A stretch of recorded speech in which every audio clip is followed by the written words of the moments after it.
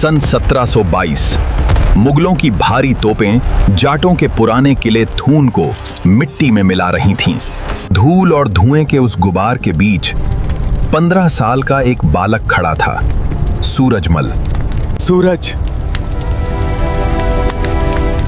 मुगलों ने हमारा किला मिट्टी में मिला दिया।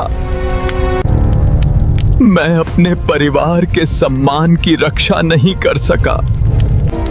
अब हमारे पास न सिर छिपाने की जगह है, न सम्मान। मुगलों ने जगह छीनी है, हमारी रगों का खून नहीं थे। लेकिन बालक सूरजमल की आंखों में आंसू नहीं, एक दृढ़ संकल्प था। उसने कहा, पिताजी, पत्थर का किला गिरता है तो शोर होता है, लेकिन अगर हम अपनी मिट्टी का किला बनाएं तो बारूद भी हार मान लेगा। यहीं से जन्म हुआ उस विचार का जिसने आगे चलकर दुनिया का सबसे मजबूत किला बनाया। समय बीता और साल आया 1732। सूरजमल अब 25 साल के एक शक्तिशाली योद्धा बन चुके थे। डीग के जंगलों में अपने सरदारों के साथ रणनीति बनाते हुए उन्होंने भरतपुर के महत्व को समझा। जब सरदारों ने उन्हें सोगरिया जाटों के मजबूत गढ़ और मुगलों की शह पर अकड़ रहे खेमकरण सोगरिया से आगाह किया तो सूरजमल मुस्कुराए। उन्होंने कहा, शक्ति जब अहंकार बन जाए तो उसे बुद्धि से काटना चाहिए। खेमकरण को लगता है कि उसकी दीवारें उसे बचा लेंगी।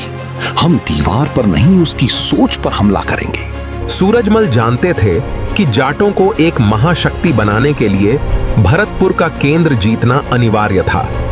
एक तूफानी और बरसाती रात, जब पूरी दुनिया सो रही थी, सूरजमल की टुकड़ी बिजली की तरह सोगरिया गढ़ की ओर बढ़ी।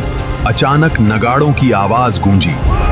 दीवार से खेमकरण चिल्लाया, कौन है जो अपनी मौत को बुला रहा है? मैं सूरजमल हूँ, मिट्टी का वो बेटा जो अपनी धरती को गद्दारों से मुक्त कराने आया है। या तो संधि करो या रणभूमि में मिलो। और फिर शुरू हुआ खूनी मंजर। तलवारों की खनखनाहट और चीखों के बीच सूरजमल की फुर्ती बेमिसाल थी। वे अकेले ही सैकड़ों पर भारी पड़ रहे थे। दुश्मन सेना उनके पराक्रम के सामने ताश के पत्तों की तरह ढह गई। सुबह का सूरज जब निकला तो भरतपुर के गढ़ पर सूरजमल का अधिकार हो चुका था। खेमकरण पराजित था और मौत उसके सामने खड़ी थी। लेकिन सूरजमल ने इतिहास को एक नई सीख दी। उन्होंने खेमकरण से कहा, मुझे तुम्हारी जान नहीं, जाटों की एकता चाहिए। मुगलों की गुलामी छोड़ो और इस मिट्टी के रक्षक बनो। ये सूरजमल की महानता थी कि उन्होंने न केवल युद्ध जीता बल्कि अपने दुश्मन का दिल भी जीत लिया। इसी विजय ने अजेय भरतपुर की नींव रखी। भरतपुर की उस पावन जमीन पर खड़े होकर सूरजमल ने मुट्ठी में मिट्टी उठाई और स्वयं से एक वादा किया। उन्होंने देखा कि ये मिट्टी केवल फसल नहीं उगाएगी बल्कि मुगलों के गौरव को भी दफन करेगी। उन्होंने संकल्प लिया कि यहां एक ऐसा अभेद्य दुर्ग खड़ा होगा जिसे दुनिया लौहगढ़ के नाम से याद रखेगी। 1732 की इस जीत ने एक छोटे जमींदार के बेटे को एक भावी सम्राट के रूप में स्थापित कर दिया। मुगलों के महलों में अब इस नाम की दहशत फैलने लगी थी। ये तो बस शुरुआत थी।